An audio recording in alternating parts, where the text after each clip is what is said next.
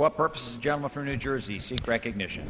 Mr. Speaker, I move that the House suspend the rules and agree to H.R. 847, the James Zadroga 9/11 Health and Compensation Act of 2010 as amended. Clerk will report the title of the bill. H.R. 847, a bill to amend the Public Health Service Act to extend and improve protections and services to individuals directly impacted by the terrorist attack in New York City on September 11, 2001, and for other purposes. Gentleman from Texas. Mr. Speaker, I'll yield 3 minutes to the gentleman from New York, Mr. King, who is also the ranking member of the Homeland Security Committee. Gentleman's recognized. I thank my friend from Texas for yielding. Mr. Speaker, I rise as an original co-sponsor and in support of H.R. 847. I have seen too many police officers, firefighters, and construction workers who responded to 9/11 who have pulverized glass in their lungs and toxins in their bloodstream and are dying one by one. But what we are doing tonight is a cruel hoax and a charade. Everyone knows that this bill will not get the two-thirds majority required on the suspension calendar. Everyone also knows that this bill would pass with a clear majority if the Democrat leadership would allow it to come to the floor under the regular procedures of the House. The reason H.R. 847 is not being brought up under regular order is that the majority party is petrified of having its members face a potential vote on illegal immigration. You can blame it on the Republicans, and I've been strongly critical of the Republican position on this issue.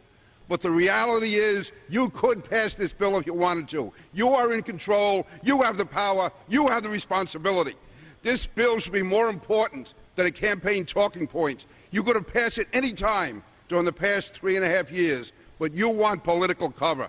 Thank God for our country that the first responders of 9/11 didn't look for cover before they did what they had to do and lived up to their oath. As Mayor Bloomberg, the mayor of New York City, said just today about the procedure we are following tonight, quote, "It's an outrage. A majority of people would vote for this bill, but they know full well they will not get two-thirds. They know that. So this is a way to avoid having to make a tough decision. Our people who worked down at 9/11, whose health has fallen apart, did what America wanted them to do. This is an American problem, and Congress should stand up.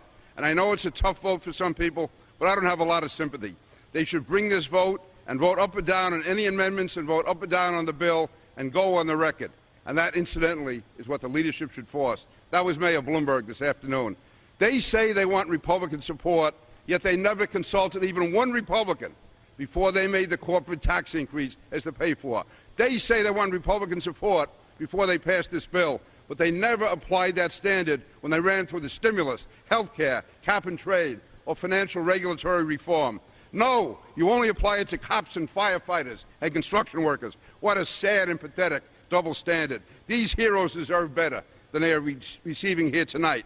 Now, no matter what happens on this vote, I will continue to do all I can to pass this bill as soon as possible in the future. And let me say, I look forward to continue working with Carolyn Maloney, who has always been honest, open, and direct.